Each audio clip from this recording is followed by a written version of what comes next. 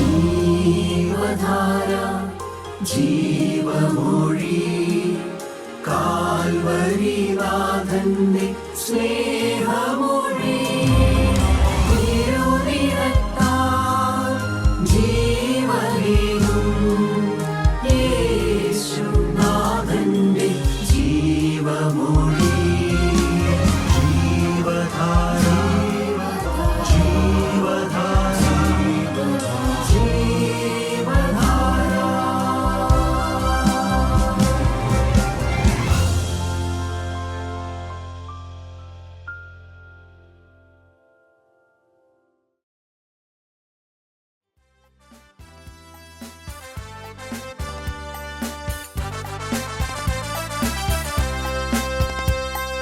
പൂർവപിതാക്കൾ ജീവനദിയിൽ നീന്തിക്കളിച്ചതുപോ മന്ദത മാറ്റി നല്ലുണർവേകി വൻക്രിയ ചെയ്തിടട്ടെ. ഈ ജലമെങ്ങും ചെല്ലുമിടത്തിൽ പ്രാണികൾ ചലിക്കുമാറാകണമേ. ഈ ജലമെങ്ങും ചെല്ലുമിടത്തിൽ പ്രാണികൾ ചലിക്കുമാറാകണമേ. ഉണർവിൻ കാറ്റ് ഉണർവിൻ കാറ്റ് വീശുക ഈ സഭമേ. ലോകത്തിൽ ജീവൻ പ്രാപ്യമതാകാൻ വീണ്ടും നിരീക്ഷണമേ. ലോകത്തിൽ ജീവൻ പ്രാപ്യമതാകാൻ വീണ്ടും നിരീക്ഷണമേ. യേശുക്രിസ്തുവിൻ്റെ പരിശുദ്ധമായ നാമം മഹത്വപ്പെടുമാറാകട്ടെ. മനുഷ്യൻ അനുനിമിഷം മരിച്ചുകൊണ്ടിരിക്കുന്നവനാണ്. അവൻ മർത്യനാണ്, അനുനിമിഷം മരിച്ചുകൊണ്ടിരിക്കുന്നവനാണ്. ആത്മീയരായ വിശ്വാസികളെക്കുറിച്ച് നാം ചിന്തിച്ചാൽ അവരിൽ അധിക പങ്കാളുകളും അനുനിമിഷം ആത്മാവിലും മരിച്ചുകൊണ്ടിരിക്കുന്നവരാണ്. അനുനിമിഷം ഒരു ആത്മാവിലും മരിച്ചുകൊണ്ടിരിക്കുകയാണ്. അങ്ങനെ മരിക്കാനുള്ളതായ പ്രധാനപ്പെട്ടതായ കാരണം ക്ഷമിക്കാൻ മനസ്സില്ലാത്തതായ ഒരു ഹൃദയമാണ്. ക്ഷമിക്കാനുള്ളതായ ഒരു മനസ്സുകുറവ് നാം പലപ്പോഴും കേൾക്കാറുണ്ട്. സാധാരണ മനുഷ്യർ തന്നെ പറയുന്ന വാക്കാണത്. ഞാൻ അവനോട് അല്ലെങ്കിൽ അവളോട് അത് ക്ഷമിക്കാൻ എനിക്ക് കഴിയുകയില്ല.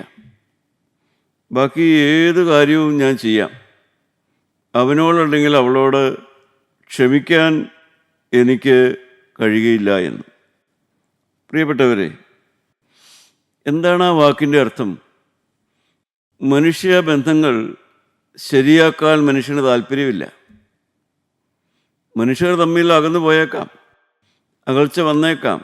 പക്ഷേ മനുഷ്യർ തമ്മിലുള്ളതായ ആ അകൽച്ച ശരിയാക്കാനുള്ളതായ താല്പര്യം അധികം പേർക്കും ഇല്ല എന്നുള്ളതാണ് സത്യം.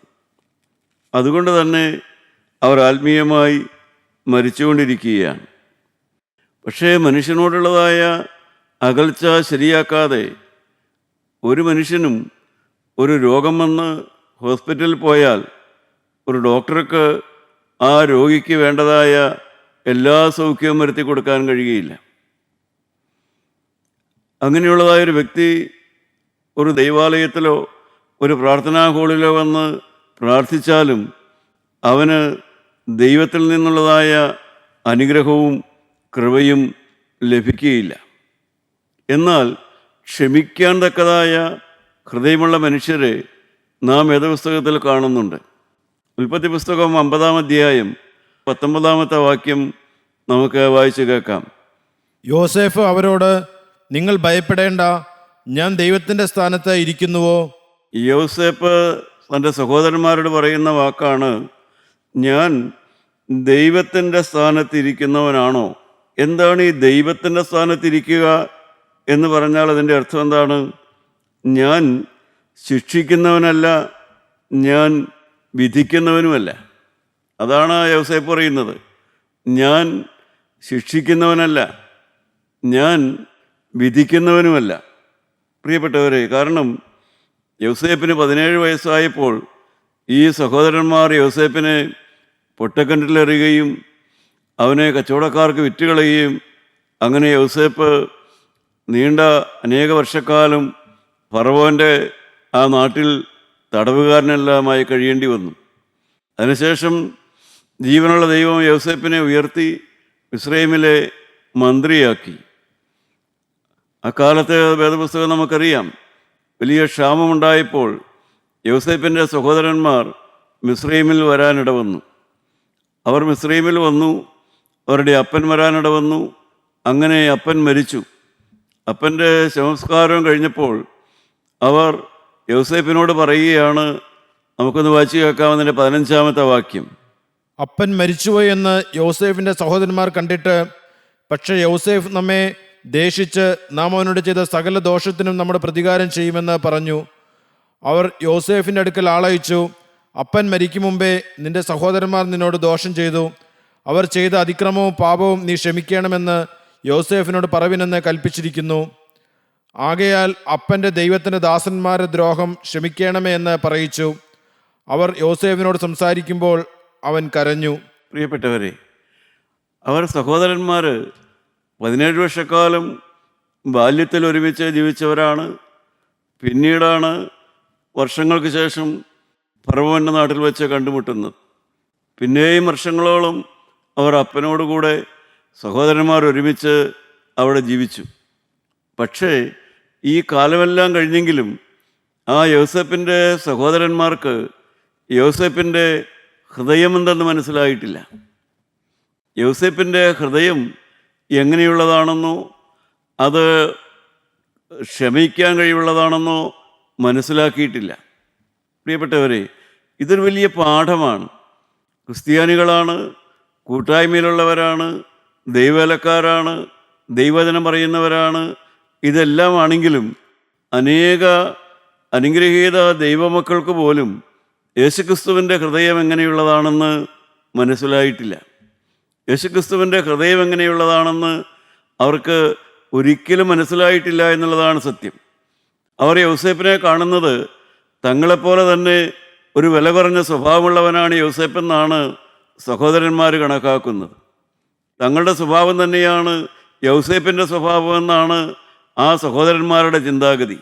അതുകൊണ്ടാണ് അവർ നിരൂപിക്കുന്നത് തങ്ങൾ പ്രതികാരമുള്ള മനുഷ്യരാണ്, അതുകൊണ്ട് യൗസേപ്പും പ്രതികാരമുള്ളവനാണെന്ന് അവർ തെറ്റായിട്ട് ധരിക്കുകയാണ് ചെയ്യുന്നത്. പ്രിയപ്പെട്ടവരെ, അസുഖത്തിൽ ഒരു ആത്മീയ ഗ്രഹത്തിലെല്ലാമാണ് വളർന്നതെങ്കിലും അവർ മരിച്ചുകൊണ്ടിരിക്കുന്ന മനുഷ്യരാണ് ആത്മീയമായി. കാരണം അവർക്ക് ക്ഷമിക്കുന്ന ഹൃദയമില്ല. ഇന്ന് അനേക ക്രൈസ്തവരും ഈ ക്ഷമിക്കാത്ത ഹൃദയം കാരണം അവർ മരിച്ചുകൊണ്ടിരിക്കുന്നവരാണ്. എന്നാൽ യൗസേപ്പിനെ സംബന്ധിച്ചിടത്തോളം അവൻ്റെ ഹൃദയത്തിന് പ്രതികാര ചിന്തയ്ക്ക് വളരാനിടവില്ല. അവൻ്റെ ഹൃദയത്തിൽ പ്രതികാര ചിന്തയ്ക്ക് വളരാനിടമില്ല. നിങ്ങളൊന്ന് ആലോചിച്ച് നോക്കൂ, നിങ്ങളുടെ ഹൃദയത്തിൽ പ്രതികാര ചിന്തയ്ക്ക് വളരാനിടമുണ്ടോ? ഒരു മനുഷ്യനോടുണ്ടായ പ്രതികാരം, വൈരാഗ്യം, ഇഷ്ടക്കുറവ്, നീരസം അത് സൂക്ഷിച്ചു വയ്ക്കാനും അതിന് പകരം വീട്ടാനുമുള്ളതായ ഒരു മനസ്സ് നിങ്ങളുടെ ഉള്ളിൽ വളരുന്നുണ്ടോ? യോസേപ്പിൻ്റെ ഉള്ളിൽ പ്രതികാര ചിന്തയ്ക്ക് വളരാനിടമില്ല. അവിടെ ക്ഷമ, സ്നേഹത്തിന് വളരാൻ മാത്രമേ ഇടയുള്ളൂ. അതുകൊണ്ടാണ് യോസേപ്പിന് നല്ല പ്രകാശമുള്ളതായ ഹൃദയമുണ്ടായത്. അതുകൊണ്ട് തന്നെയാണ് വിശുദ്ധിയും വിവേകവും ബുദ്ധി സൂക്ഷ്മതയും എല്ലാം യോസേപ്പിന് കിട്ടിയതിൻ്റെ പിന്നിലുള്ളതായ കാരണം അവൻ്റെ ആ ക്ഷമിക്കുന്ന ഹൃദയമായിരുന്നു. പ്രിയപ്പെട്ടവരെ, നാം ജീവനുള്ള ദൈവത്തിൻ്റെ അടുക്കലേക്ക് വന്ന് നാം ദൈവത്തോട് പ്രാർത്ഥിക്കേണ്ടത് അതുപോലെയുള്ളതായ ഒരു ഹൃദയം ലഭിക്കുന്നതിന് വേണ്ടിയാണ് പ്രാർത്ഥിക്കേണ്ടത്. യോസേപ്പിന് കിട്ടിയതായ ആ മിസ്രൈമിലെ മന്ത്രിസ്ഥാനത്തേക്കാൾ എത്രയോ ശ്രേഷ്ഠതരമാണ്, എത്രയോ വിലയുള്ളതാണ് ആ ക്ഷമിക്കുന്ന ഹൃദയം അവന് ലഭിച്ചു എന്നുള്ളത്. പ്രിയപ്പെട്ടവരെ, പണത്തിനും പ്രതാപത്തിനും സ്ഥാനത്തിനും എന്ത് വില? യോസേപ്പ് അതിനൊന്നും ഒരു വിലയും കൊടുത്തിരുന്നില്ല, ഒരു മൂല്യവും കൊടുത്തിരുന്നില്ല. അതൊന്നും അവൻ്റെ ഹൃദയത്തെ ബാധിച്ചില്ല എന്നുള്ളതാണ് സത്യം. അവൻ്റെ ഹൃദയത്തെ തൊട്ടില്ല എന്നുള്ളതാണ് സത്യം. യോസേപ്പിന് ഒറ്റ വിചാരം മാത്രമേ ഉള്ളൂ, ദൈവത്തിൻ്റെ ഇഷ്ടമുള്ളവനായി തീരുക, ദൈവത്തിൻ്റെ ഇഷ്ടം ചെയ്യുക. യൗസേപ്പിൻ്റെ ഐച്ഛിക വിഷയം അതായിരുന്നു എന്ന് പറയാം, ഇലക്റ്റഡ് സബ്ജക്റ്റ് അതായിരുന്നു എന്ന് വേണമെങ്കിൽ പറയാം. ഇന്നത്തെ കാലത്ത് വിദ്യാർത്ഥികൾക്ക് പഠിക്കുമ്പോൾ ഇലക്റ്റഡ് സബ്ജക്റ്റ് ഉണ്ട്. ആ വിഷയത്തിലാണ് അവർ പഠിച്ച് വളരുന്നത്, ഡിഗ്രി മാസ്റ്റേഴ്സൊക്കെ എടുക്കുന്നത്. യൗസേപ്പിൻ്റെ ഐച്ഛിക വിഷയം ഇലക്റ്റഡ് സബ്ജക്റ്റ് തന്നെ ദൈവ ഇഷ്ടം ചെയ്യുക എന്നുള്ളതായിരുന്നു. അതുകൊണ്ട് തന്നെ യൗസേപ്പിന് ഒരിക്കലും ഒരു പകയോ വിദ്വേഷമോ ഉണ്ടായില്ല. ദൈവത്തിന് സ്തോത്രം. പ്രിയപ്പെട്ടവരെ, കടലിനെ ശാന്തമാക്കുന്നത് അത്ഭുതം തന്നെയാണ്, മരിച്ചവരെ ഉയർപ്പിക്കുന്നത് അത്ഭുതമാണ്. എന്നാൽ അതിനേക്കാളും പ്രയാസമാണ് ദൈവത്തിൻ്റെ ഇഷ്ടം മാത്രം ചെയ്യുന്ന ഒരു ഹൃദയമുണ്ടാകുക എന്ന് പറയുന്നത്.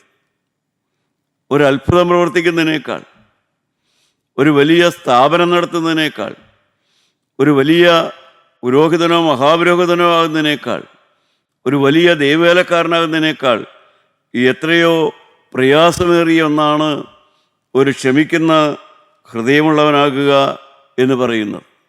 ദൈവത്തിൻ്റെ ഇഷ്ടം മാത്രം ചെയ്യുന്ന ഒരു മനുഷ്യനാവുക എന്ന് പറയുന്നത് യൗസേപ്പിൻ്റെ സൗഭാഗ്യം അതായിരുന്നു. കാരണം യൗസേപ്പ് സഹനത്തിലൂടെ കടന്നുപോയവനാണ്. പ്രിയപ്പെട്ടവരെ, സഹനത്തിലൂടെ കടന്നുപോയവർക്ക് മാത്രമേ മറ്റുള്ളവരുടെ വേദനയും അവരുടെ സങ്കടവും മനസ്സിലാവുകയുള്ളൂ. ദാരിദ്ര്യത്തിലൂടെ ആഹാരം കഴിക്കാൻ വകയില്ലാതെ കടന്നുപോയ ആ അനുഭവത്തിലൂടെ കടന്നുപോയവന് മാത്രമേ മറ്റൊരാൾക്ക് വയറ് നിറയെ ആഹാരം കൊടുക്കണമെന്ന് തോന്നുകയുള്ളൂ. അവൻ ആ അനുഭവത്തിലൂടെ കടന്നുപോയാലേ അത് പഠിക്കുകയുള്ളൂ. ഒരു ക്യാൻസർ രോഗിക്ക് മാത്രമേ മറ്റൊരു ക്യാൻസർ രോഗിയെ ഹൃദയമറിഞ്ഞ് അവനെ ആശ്വസിപ്പിക്കാനായിട്ട് സാധിക്കുകയുള്ളൂ. ഒരു വിധവയ്ക്ക് മാത്രമേ മറ്റൊരു വിധവയുടെ ഹൃദയമറിഞ്ഞ് ആശ്വസിപ്പിക്കാനായിട്ട് സാധിക്കുകയുള്ളൂ. യൗസേപ്പിന് അത് സാധിച്ചു. കാരണം യൗസേപ്പ് യാതനയിലൂടെ കടന്നുപോയവനാണ്. അതുകൊണ്ട് ആ യാതനയുടെ കാലത്തെല്ലാം യൗസേപ്പിൻ്റെ ഹൃദയത്തിൻ്റെ ശുദ്ധീകരണം നടക്കുകയായിരുന്നു. യൗസേപ്പ് തടവിലാണ് കിടക്കുന്നത്, ശരീരം തടവിലാണ്. പക്ഷേ അവൻ്റെ ആത്മാവ് ഒരിക്കലും തടവറയിലായില്ല. അവൻ്റെ ആത്മാവ് വളരുകയായിരുന്നു, സ്നേഹത്തിൽ വളരുകയായിരുന്നു, സ്നേഹത്തിൽ വളരുകയായിരുന്നു, സഹനത്തിൽ വളരുകയായിരുന്നു, ദൈവത്തിൻ്റെ സ്വഭാവത്തിൽ യോസേപ്പ് വളരുകയായിരുന്നു. പ്രിയപ്പെട്ടവരെ, നിങ്ങളുടെ ഹൃദയം വളരുന്ന ഹൃദയമാണോ? നിങ്ങൾക്കൊരാത്മീയമായി വളരുന്ന അനുഭവമുണ്ടോ? ദൈവത്തിന് നന്ദിയോടെ സ്തോത്രം. ജീവനുള്ള ദൈവത്തിൻ്റെ വചനം പറയുന്നു, സദൃശവാക്യം 12-ാമത്തെ അധ്യായം എടുക്കാം, 14-ാമത്തെ വാക്യം വായിക്കാം. സദൃശവാക്യം 12:14 നമുക്ക് വായിച്ചു കേൾക്കാം. തൻ്റെ വായുടെ ഫലത്താൽ മനുഷ്യൻ നന്മ അനുഭവിച്ച് തൃപ്തനാകും, തൻ്റെ കൈകളുടെ പ്രവൃത്തിക്ക് തക്കവണ്ണം അവനെ കിട്ടും. ദൈവത്തിന് സ്തോത്രം. തൻ്റെ വായുടെ ഫലത്താൽ മനുഷ്യൻ നന്മ അനുഭവിച്ച് തൃപ്തനാകും. എന്താണ് വായുടെ ഫലമെന്ന് പറയുന്നത്? നമ്മുടെ വായ കൊണ്ട് ദോഷമുണ്ടാക്കാൻ എളുപ്പമാണ്. പക്ഷേ നമ്മുടെ വായ കൊണ്ട് ദൈവം അനുഗ്രഹിക്കുന്ന ഫലം എങ്ങനെയാണ് ഉണ്ടാവുക? That is telling the truth about on heart. എൻ്റെ ഹൃദയത്തെക്കുറിച്ച് ഞാൻ സത്യമായി സംസാരിക്കാൻ പഠിക്കുക.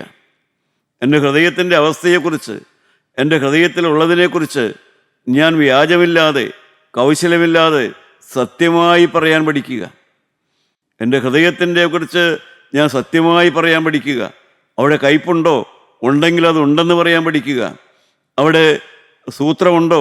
ഉണ്ടെങ്കിൽ ഉണ്ടെന്ന് പറയാൻ പഠിക്കുക. അല്ല, അവിടെ സ്നേഹമാണോ? എങ്കിൽ സത്യമായിട്ടത് പറയാൻ പഠിക്കുക. അങ്ങനെയാണെങ്കിൽ കൈകൊണ്ട് പ്രവർത്തിച്ചാൽ ഫലമുണ്ടാകുന്നത് പോലെ വായ കൊണ്ട് സംസാരിച്ചാലും നമുക്ക് ഫലമുണ്ടാകുമെന്നാണ് ആ വാക്യത്തിൻ്റെ അർത്ഥം. വാ കൊണ്ട് സംസാരിച്ചാൽ നമുക്ക് ഫലമുണ്ടാകും, ആത്മീയ ഫലമുണ്ടാകും. എപ്പോൾ നാം പറയുന്നത് ഹൃദയപൂർവ്വമുള്ളതായ സത്യമായിരിക്കണം. വേറെ ആളുടെ ഹൃദയത്തെക്കുറിച്ചല്ല, സ്വന്തം ഹൃദയത്തെക്കുറിച്ച്, സ്വന്തം ഹൃദയത്തെക്കുറിച്ചുള്ളതായ സത്യം പറയാൻ നാം പഠിക്കണം. പ്രിയപ്പെട്ടവരെ, അപ്പോൾ മാത്രമേ നാം ആത്മീയമായ അനുഭവത്തിലേക്ക് വളരുകയുള്ളൂ, നമുക്ക് ആത്മീയ വളർച്ചയുണ്ടാകുകയുള്ളൂ. സ്വന്തം ഹൃദയത്തെക്കുറിച്ച് സത്യം പറഞ്ഞ് പഠിക്കണം. മനുഷ്യൻ്റെ ശരീരത്തിലെ ഏറ്റവും കാപട്യമുള്ളത് മനുഷ്യ ഹൃദയമാണെന്ന് ദൈവത്തിൻ്റെ വചനം പറയും. കാരണം ഏറ്റവും ദുഷ്ടതയുള്ളത് മനുഷ്യ ഹൃദയമാണ്. അവിടെയാണ് എല്ലാ ഒളിവും, എല്ലാ വഞ്ചനയും, എല്ലാ തട്ടിപ്പും നടക്കുന്നത്. പക്ഷേ ആ സ്വന്തം ഹൃദയത്തെക്കുറിച്ച് സത്യം പറയാൻ പഠിക്കുക, സത്യം പറയാനായിട്ട് പരിശീലിക്കുക. അങ്ങനെ ചെയ്യുമ്പോൾ നിങ്ങൾക്ക് ഫലമുണ്ടാകുമെന്ന് സദൃശവാക്യത്തിൽ ശലോമോൻ ഓർപ്പിക്കുകയാണ്. ദൈവത്തിന് സ്തോത്രം. കാരണം മനുഷ്യൻ്റെ ഹൃദയപൂർവ്വമുള്ളതായ നല്ല വാക്കിന് സ്വർഗത്തിൽ പ്രതിഫലമുണ്ട്. കഷ്ടതയെന്ന പാഠശാലയിൽ പഠിച്ചാൽ സ്വർഗത്തിൽ പ്രതിഫലം കിട്ടും. 50-ാം അധ്യായം തന്നെ നമുക്കെടുക്കാം. അതിൻ്റെ 20-21 വാക്യം നമുക്ക് വായിച്ചു നോക്കാം. നിങ്ങൾ എൻ്റെ നേരെ ദോഷം വിചാരിച്ചു, ദൈവമോ ഇന്നുള്ളതുപോലെ ബഹുജനത്തിന് ജീവരക്ഷ വരുത്തേണ്ടതിന് അതിനെ ഗുണമാക്കി തീർത്തു. നിങ്ങൾ എൻ്റെ നേരെ ദോഷം വിചാരിച്ചു. യഥാർത്ഥത്തിൽ ദോഷം ചെയ്യുകയാണ് ചെയ്തത്. പക്ഷേ യോസേപ്പ് പറയുന്നത് ദോഷം വിചാരിച്ചു എന്ന് മാത്രമേ പറയുന്നുള്ളൂ. പക്ഷേ ദൈവം അത് നന്മയ്ക്കാക്കി തീർത്തു. അടുത്ത വാക്യം എന്താണ്? ആകയാൽ നിങ്ങൾ ഭയപ്പെടേണ്ട, ഞാൻ നിങ്ങളെയും നിങ്ങളുടെ കുഞ്ഞുകുട്ടികളെയും പോറ്റി രക്ഷിക്കും എന്ന് പറഞ്ഞ് അവരെ ആശ്വസിപ്പിച്ച് ധൈര്യപ്പെടുത്തി. പ്രിയപ്പെട്ടവരെ, യോസേപ്പ് പറയുകയാണ്, ഞാൻ പ്രതികാരം ചെയ്യുകയില്ല എന്ന് മാത്രമല്ല, ഞാൻ നിങ്ങളെയും നിങ്ങളുടെ തലമുറയെയും ഞാൻ സഹായിക്കും, ഞാൻ പോറ്റി രക്ഷിക്കും, ഞാൻ നിങ്ങൾക്ക് അനുകൂലമായി നിൽക്കും, ഞാൻ നിങ്ങൾക്ക് വേണ്ടത് ചെയ്തു തരും. പ്രതികാരം ചെയ്യില്ല എന്ന് പറഞ്ഞു നിർത്തുന്ന ഒരു വില കുറഞ്ഞ ആത്മീയനല്ല യോസേപ്പ്. എനിക്ക് വകയൊന്നുമില്ല, ഞാനൊന്നിലും ഇടപെടുന്നില്ല, ഞാൻ നിങ്ങളുടെ ഒരു കാര്യത്തിൽ ഇടപെടുന്നില്ല എന്ന് പറഞ്ഞ് മാറി നിൽക്കുന്ന ഒരു ആത്മീയ അവസ്ഥയിലല്ല യോസേപ്പ്. യോസേപ്പ് ക്രിസ്തുവിൻ്റെ മനസ്സാണ് ഇവിടെ കാണിക്കുന്നത്. യോസേപ്പ് ഇതാ പറയുകയാണ്, ഞാൻ നിങ്ങളോട് പകരം ചെയ്യുകയില്ല എന്ന് മാത്രമല്ല, ഞാൻ നിങ്ങളോട് മാത്രമല്ല നിങ്ങളുടെ മക്കൾക്ക് വേണ്ടിയും ഞാൻ ഉപകാരം ചെയ്യും. ദൈവത്തിന് സ്തോത്രം. കാരണം യോസേപ്പ് വളരുന്നൊരാത്മീയനാണ്. സമൃദ്ധിയായ ജീവനെന്ന് പറയും. കർത്താവായ യേശു പഠിപ്പിച്ചു, നിങ്ങൾക്ക് ജീവനുണ്ടാകുവാനും സമൃദ്ധിയായ ജീവനുണ്ടാകുവാനും അത്രേ ഞാൻ വന്നിരിക്കുന്നതെന്ന് യോഹന്നാന്റെ സുവിശേഷം 10-ാം അധ്യായം വായിച്ചാൽ നമുക്ക് കാണാം. പ്രിയപ്പെട്ടവരെ, ആ സമൃദ്ധിയായ ജീവൻ്റെ ഒരനുഭവമാണ് ഈ ക്ഷമിക്കുന്ന ഹൃദയമെന്ന് പറയുന്നത്. യോസേപ്പിൻ്റെ ജീവിതത്തിൽ നാം അതെല്ലാം കാണുന്നു. 1 കൊരിന്ത്യർ ലേഖനം 2-ാം അധ്യായം 16-ാമത്തെ വാക്യം നമുക്ക് വായിച്ച് നോക്കാം. 1 കൊരിന്ത്യർ 2:16. കർത്താവിൻ്റെ മനസ്സറിഞ്ഞ് അവനെ ഗ്രഹിപ്പിക്കാവുന്നവനാർ, നാമോ ക്രിസ്തുവിൻ്റെ മനസ്സുള്ളവരാകുന്നു. ദൈവത്തിന് സ്തോത്രം. പ്രിയപ്പെട്ടവരെ, അവിടെ ക്രിസ്തുവിൻ്റെ മനസ്സ്, പൗലോസ് അപ്പോസ്തലൻ പുതിയ നിയമസഭയെ പഠിപ്പിക്കുകയാണ് ക്രിസ്തുവിൻ്റെ മനസ്സ്. ആ മനസ്സ് എന്താണെന്ന് പഴയ നിയമത്തിൽ വ്യക്തമായി കാണിച്ചു തരുന്നതാണ് യൗസേപ്പിൻ്റെ മനസ്സ്. ആ പുതിയ നിയമസഭയെ പഠിപ്പിച്ച ഉപദേശം, അതിൻ്റെ ശരിയായൊരു ദൃഷ്ടാന്തമാണ് ആ പഴയ നിയമകാലത്ത് യൗസേപ്പിൻ്റെ ഹൃദയത്തെ കാണിച്ചു തരുന്നത്. അവൻ ദോഷം കണക്കിടുന്നില്ല എന്നുള്ളതല്ല, അവൻ ഉപകാരം ചെയ്യുകയും ചെയ്യും. കാരണം യോസേപ്പ് എന്തിനാണത് പറഞ്ഞത്? തന്നെ ഉപദ്രവിച്ച, കുറ്റം ചെയ്ത തൻ്റെ സഹോദരന്മാരെ യോസേപ്പ് തന്നിലേക്ക് അടുപ്പിക്കുകയാണ്. ഒരിക്കലും അവരെ അകറ്റി മാറ്റി നിർത്തുകയല്ല, തന്നിലേക്ക് അവരെ അടുപ്പിക്കുകയാണ് ചെയ്യുന്നത്. അത് തന്നെയാണ് നമ്മുടെ കർത്താവായ യേശു ക്രിസ്തു ചെയ്തത്. കൊരിന്ത്യർക്ക് എഴുതിയ 2-ാമത്തെ ലേഖനം 5-ാം അധ്യായം അതിൻ്റെ 19-20 വാക്യം നമുക്ക് വായിച്ചു നോക്കാം. 2 കൊരിന്ത്യർ 5:19-20 വാക്യം. ദൈവം ലോകത്തിന് ലംഘനങ്ങളെ കണക്കിടാതെ ലോകത്തെ ക്രിസ്തുവിൽ തന്നോട് നിരപ്പിച്ചു പോന്നു. ഈ നിരപ്പിന്റെ വചനം ഞങ്ങളുടെ പക്കൽ ഭരമേൽപ്പിച്ചുമിരിക്കുന്നു. ഈ നിരപ്പിൻ്റെ വചനം, യോസേപ്പ് പറഞ്ഞതുപോലെയുള്ളതായ ആ നിരപ്പിൻ്റെ വചനം, സ്നേഹത്തിൻ്റെ വചനം, അടുപ്പിക്കുന്ന വചനം, ചേർത്ത് പിടിക്കുന്ന വചനം, പരിധി വിട്ട് അളന്നു മാറ്റി നിർത്തുന്ന അനുഭവമല്ല. നിരപ്പിൻ്റെ വചനം. വരൂ, കടന്നു വരൂ, സ്നേഹത്തോടെ വരൂ, ഞാൻ വെറുക്കുന്നവനല്ല, ഞാൻ സ്നേഹിക്കുന്നവനാണ് എന്നുള്ളതായ ആ വചനം. ദൈവം ലോകത്തിന് ലംഘനങ്ങളെ കണക്കിടുന്നില്ല. നമുക്കറിയാം, ആദാം ഏദൻ തോട്ടത്തിൽ ജീവിച്ചിരുന്ന കാലത്ത്, ഏദൻ പ്രദേശായിൽ ആദാം ജീവിച്ചിരുന്നൊരു കാലമുണ്ട്. അന്ന് ദൈവത്തിൻ്റെ ഇഷ്ടമെന്താണോ അത് തന്നെയായിരുന്നു ആദാമിൻ്റെ ഇഷ്ടവും. ഇഷ്ടങ്ങൾ തമ്മിൽ വ്യത്യാസം ഉണ്ടായിരുന്നില്ല. ദൈവത്തിൻ്റെ ഇഷ്ടം എന്താണോ അത് തന്നെയായിരുന്നു ആദാമിൻ്റെ ഇഷ്ടം. നമ്മുടെ കർത്താവായ യേശു ഭൂമിയിലേക്ക് വന്നപ്പോൾ അവൻ പറഞ്ഞു, എൻ്റെ പിതാവിൻ്റെ ഇഷ്ടം ചെയ്യുന്നത് അത്രേ എൻ്റെ ആഹാരം എന്നവൻ പറഞ്ഞു.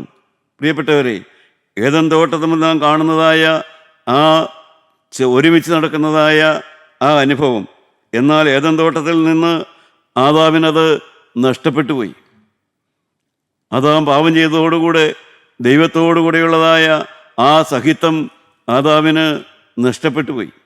എന്നാൽ ആ സഹിത്വം, ആ ഒരു മനസ്സിൻ്റെ അനുഭവത്തിലേക്ക് പിന്നീട് വരുന്നത് എപ്പോഴാണ്?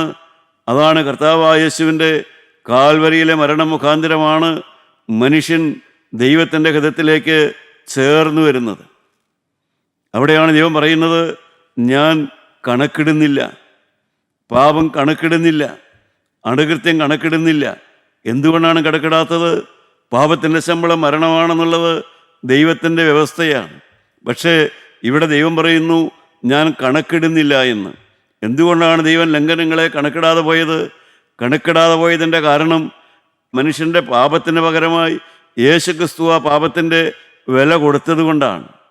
കർത്താവായ യേശുക്രിസ്തു മനുഷ്യരായി നമ്മുടെ പാപത്തിൻ്റെ വില യേശു കാൽവരിയിൽ കൊടുത്തു. ആ ഒരിക്കലായിട്ട് അതിൻ്റെ വില കൊടുത്തു. നമുക്ക് പകരമായി അവൻ അതിന് പാപത്തിൻ്റെ ശിക്ഷ ഏറ്റുവാങ്ങി.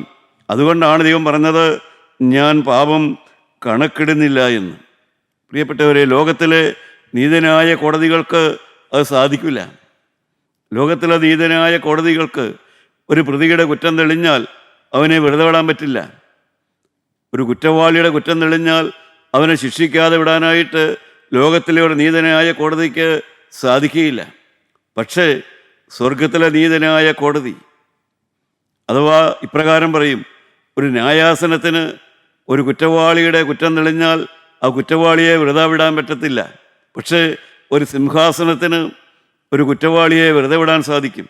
എന്ന് പറഞ്ഞാൽ ഒരു രാജാവിന് വേണമെങ്കിൽ, ഒരു രാജഭരണം നിലനിന്ന കാലത്ത് ഒരു രാജാവിൻ്റെ കോടതിയിൽ ആ ജഡ്ജിമാർ കുറ്റക്കാരനെ ശിക്ഷിച്ചാലും രാജാവിന് വേണമെങ്കിൽ ആ കുറ്റവാളിയെ വെറുതെ വിടാനുള്ളതായ അധികാരമുണ്ട്. അത് രാജകീയ അധികാരമാണ്. അതുപോലെ തന്നെ പ്രിയപ്പെട്ടവരെ, നാം കുറ്റവാളികളെങ്കിലും നിത്യനായ ദൈവത്തിന് കർത്താവായ യേശുക്രിസ്തു മുഖാന്തരം നമ്മുടെ പാപം കണക്കിടാതിരിക്കാൻ ദൈവത്തിന് കഴിയും. അഥവാ ദൈവം അപ്രകാരം നമ്മെ സ്നേഹിക്കുന്നവനാണ്. അതിനൊരു പ്രമാണമേ ഉള്ളൂ. അതിന് വ്യവസ്ഥ എന്താണ്? അതിൻ്റെ 17-ാമത്തെ വാക്യം വായിക്കാം. 2 കൊരിന്ത്യർ 5:17 വായിക്കാം. ഒരുത്തൻ ക്രിസ്തുവിലായാൽ അവൻ പുതിയ സൃഷ്ടിയാകുന്നു, പഴയത് കഴിഞ്ഞുപോയി, ഇതാ അത് പുതുതായി തീർന്നിരിക്കുന്നു. അതിനൊക്കെയും ദൈവം തന്നെ കാരണബോധൻ. ദൈവത്തിന് സ്തോത്രം. പ്രിയപ്പെട്ടവരെ, പരിച്ഛേദനയും അഗ്രചർമ്മവുമല്ല പുതിയ സൃഷ്ടിയുടെ അനുഭവമത്രേ കാരണം. ക്രിസ്തുവിലായാൽ അവൻ പുതിയ സൃഷ്ടിയാണ്. എന്തെങ്കിലും ഒരു പരിച്ഛേദനയോ അഗ്രചർമ്മമോ എന്ന് വെച്ചാൽ ഏതെങ്കിലും വഴിപാടുകളോ നേർച്ചകളോ ഒന്നും കൊണ്ട് ദൈവം പാപം കണക്കിടാതെ വണ്ണം നമ്മളെ കുറ്റവിമുക്തരാക്കുന്നില്ല. ഒരു പുതിയ സൃഷ്ടിയുടെ അനുഭവത്തിൽ തുടർന്ന് ജീവിക്കാനുള്ളതായ ഒരു മനസ്സ് നമുക്കുണ്ടാകണം. ഇനിമേൽ പാപം ചെയ്യാതെ, ഇനിമേൽ പാപത്തിലേക്ക് പോകാതെ, ഇനിമേൽ മദ്യപാനത്തിലേക്ക് പോകാതെ, ഒരു അശുദ്ധിയിലേക്ക് പോകാതെ, ഒരു കോപാവേശത്തിലേക്കോ ഒരു അധർമ്മത്തിലേക്കോ ഒരു പരദൂഷണത്തിലേക്കോ ഒരു കലഹത്തിലേക്കോ പോകാതെ ഇനിമേലൊരു പുതിയ സൃഷ്ടിയുടെ അനുഭവത്തിൽ ജീവിക്കാൻ നമുക്ക് മനസ്സുണ്ടെങ്കിൽ, അതിനുള്ളതായ സമർപ്പണമുണ്ടെങ്കിൽ, അങ്ങനെ നാം ജീവിക്കുന്നുവെങ്കിൽ പരിച്ഛേദനയുമല്ല അഗ്രചർമ്മവുമല്ല പുതിയ സൃഷ്ടിയുടെ അനുഭവത്തിൽ ജീവിക്കാനായിട്ട് മനസ്സിലാക്കണം. പ്രിയപ്പെട്ടവരെ, അങ്ങനെയുള്ള സൃഷ്ടിക്ക് മാത്രമേ ആ ക്ഷമിക്കുന്ന ഹൃദയം കിട്ടുകയുള്ളൂ. അവന് മാത്രമേ അനുദിനം വളരുന്നതായ ഒരാത്മീയനാകാനായിട്ട് സാധിക്കുകയുള്ളൂ. ജീവനുള്ള ദൈവം പാപം ക്ഷമിച്ചു തരുന്നു. പക്ഷേ നമുക്കൊരു വ്യക്തമായ തീരുമാനം ഉണ്ടായിരിക്കണം. ഇനി ഞാനൊരു പാപത്തിലേക്ക് പോകില്ല. ഇനി ഞാനൊരു പാപ സാഹചര്യം വന്നാലും ശരി, എല്ലാ സാഹചര്യവും അനുകൂലമായാലും എല്ലാത്തിനും കാരണം പറയാൻ എനിക്കുണ്ടെങ്കിലും ഞാൻ ഒരിക്കലും ആരെയും വിധിക്കുകയില്ല, ആരെയും നിന്ദിക്കുകയില്ല, ആരെയും ഞാൻ മുൻവിധിയോടെ കാണുകയില്ല. അപ്രകാരമുള്ളതായ ഒരു സമർപ്പണം നമുക്കുണ്ടായിരിക്കണം. പ്രിയപ്പെട്ടവരെ, ഇതാണ് കർത്താവായ യേശുക്രിസ്തു മുഖാന്തരം നമുക്ക് ലഭിക്കുന്നതായ സൗഭാഗ്യ ജീവിതം എന്ന് പറയുന്നത്, സമൃദ്ധിയായ ജീവിതം എന്ന് പറയുന്നത്. സ്വന്തം പുത്രനെ ആദരിക്കാതെ നമുക്ക് എല്ലാവർക്കും വേണ്ടി തന്നവൻ അവനോടുകൂടെ സകലവും നമുക്ക് നൽകാതിരിക്കുമോ? പ്രിയപ്പെട്ടവരെ, സ്വന്തം പുത്രനെ നമുക്ക് തന്നവനായ ആ നല്ലവനായ പിതാവിനെ നാം സ്തോത്രം ചെയ്യുന്നവരായിരിക്കണം. നാം അവനെ സ്തുതിക്കുന്നവരായിരിക്കണം. എല്ലാവർക്കും വേണ്ടി ഒരുവൻ മരിച്ചു. എല്ലാവർക്കും വേണ്ടി ഒരുവൻ മരിച്ചിരിക്കെ നാം ഓരോരുത്തരും കർത്താവായ ആ യേശുക്രിസ്തു എന്ന ആ നമ്മുടെ പരമരക്ഷകൻ്റെ മുമ്പിൽ നമ്മുടെ ജീവിതത്തെ അടിയറ വയ്ക്കാൻ തയ്യാറാകണം. നമ്മുടെ അഭിപ്രായങ്ങളെ നാം വേണ്ട എന്ന് വയ്ക്കാൻ തയ്യാറാകണം. നാം യോസേപ്പിനെ പോലെ ക്ഷമിക്കുന്നവരാകണം, പ്രതികാരമില്ലാതെ ക്ഷമിക്കുന്നവരാകണം. നമ്മുടെ ഹൃദയത്തിൽ ആ പ്രതികാര ചിന്തയ്ക്ക് വളരാൻ ഇട കൊടുക്കരുത്. ഒരിക്കലും ഒരു പ്രതികാര ചിന്തയ്ക്ക് നമ്മുടെ ഹൃദയത്തിൽ വളർന്ന് പന്തലിക്കാൻ നാം ഇട കൊടുക്കുകയരുത്. അപ്പോഴേ നാം കർത്താവിൻ്റെ രക്തത്തിൽ ആശ്രയിച്ചു കൊള്ളണം. കർത്താവേ, എൻ്റെ ഉള്ളിൽ പ്രതികാര ചിന്ത വരുന്നല്ലോ, അത് നിലനിൽക്കുന്നല്ലോ, അത് പിന്നെയും പിന്നെയും നിൽക്കുന്നല്ലോ. ഒരാഴ്ച കഴിഞ്ഞു, 2 ആഴ്ച കഴിഞ്ഞു, 1 മാസം കഴിഞ്ഞു, പക്ഷേ എനിക്ക് നിരപ്പാകാൻ സാധിക്കുന്നില്ലല്ലോ. പ്രതികാര ചിന്ത വളരുന്നല്ലോ. പ്രിയപ്പെട്ടവരെ, എവിടെയാണ് നമ്മുടെ മുട്ടിപ്പായ പ്രാർത്ഥന ആവശ്യമായിരിക്കുന്നത്? അവിടെയാണ് മുട്ടിപ്പായ പ്രാർത്ഥന ആവശ്യമായിരിക്കുന്നത്. നിത്യമായ ദൈവത്തിൻ്റെ മുമ്പിൽ നമ്മളെ തന്നെ നാം താഴ്ത്തി പ്രാർത്ഥിക്കണം. കർത്താവെ, ഒരു ശാഠ്യമില്ലാത്ത, ഒരു പ്രതികാരമില്ലാത്ത, ഒരു സ്നേഹമുള്ള, ഒരു സാഹോദര്യം അനുഭവപ്പെടുന്ന, ചേർത്ത് പിടിക്കുന്നതായ ഒരു നല്ല ഹൃദയം തന്ന് എന്നെ സഹായിക്കണമേ എന്ന് പ്രാർത്ഥിക്കണം. അവിടെയാണ് ക്രിസ്തുവിൻ്റെ മനസ്സ്. നമ്മുടെ തലകളെ നമുക്ക് വണക്കാം. പ്രിയപ്പെട്ടവരെ, നമുക്ക് നമ്മുടെ ഭവനത്തിലുള്ളവരെ സ്നേഹിക്കാം, നമ്മുടെ കൂട്ടത്തിലുള്ളവരെ സ്നേഹിക്കാം, നമ്മുടെ ആത്മീയ സഹോദരങ്ങളെ സ്നേഹിക്കാം. നമ്മുടെ ഹൃദയം പ്രതികാരത്തിന് വളരാൻ നാം ഒരിക്കലും വിട്ടുകൊടുക്കരുത്. നമുക്കൊരു സമർപ്പണമുണ്ടായിരിക്കണം. എൻ്റെ ഉള്ളിൽ പ്രതികാരത്തിന് വളരാനിടമില്ല. ഞാൻ ക്രിസ്തുവിൻ്റെ മനസ്സുള്ളവനാണ്. ഞാൻ ഒരിക്കലും പ്രതികാരം ചെയ്യുകയില്ല. ക്രിസ്തു ഒരിക്കലും പകരം വീട്ടുന്നവനല്ല. കർത്താവായ യേശു ക്രിസ്തു ആരോടും പകരം വീട്ടിയില്ല. പ്രിയ ദൈവവേദലേ, നീയും പകരം വീട്ടരുത്. നീയും പകരം വീട്ടാൻ ഉത്സാഹിക്കരുത്. നീ ഹൃദയത്തിൽ സമർപ്പണം വേണം. പകരം വീട്ടുകയില്ല, ശാഠ്യം കാണിക്കുകയില്ല. ഞാൻ ഒരു കാലത്തും ഞാൻ പകരം വീട്ടുകയില്ല. പ്രിയപ്പെട്ടവരെ, നമുക്ക് ദൈവസന്നിധിയിൽ ഉടമ്പടി കൊടുക്കാം. കർത്താവേ, ഒരു നല്ല ഹൃദയം തരണമേ, ഒരു വളരുന്ന ആത്മീയ അനുഭവം തരണമേ. കർത്താവെ, ക്ഷമിക്കുന്ന ഹൃദയം തന്ന് എന്നെ ക്രിസ്തുവിൻ്റെ മനസ്സുള്ളവനാക്കി എന്നെ വളർത്തിയെടുക്കണമേ. എൻ്റെ കുടുംബത്തിൽ സമാധാനം തരണമേ. എൻ്റെ കുഞ്ഞുങ്ങൾക്ക് നന്മ വരുത്തണമേ. എൻ്റെ ആത്മാവിന് ശുഭത വരുത്തണമേ. ദൈവരാജ്യം തന്ന് അനുഗ്രഹിക്കണമെന്ന് യേശു മൂലം പ്രാർത്ഥിക്കുന്നു. കൃപയോട് കേട്ടുത്തരം തരുമാറാകണമേ. ആമീൻ.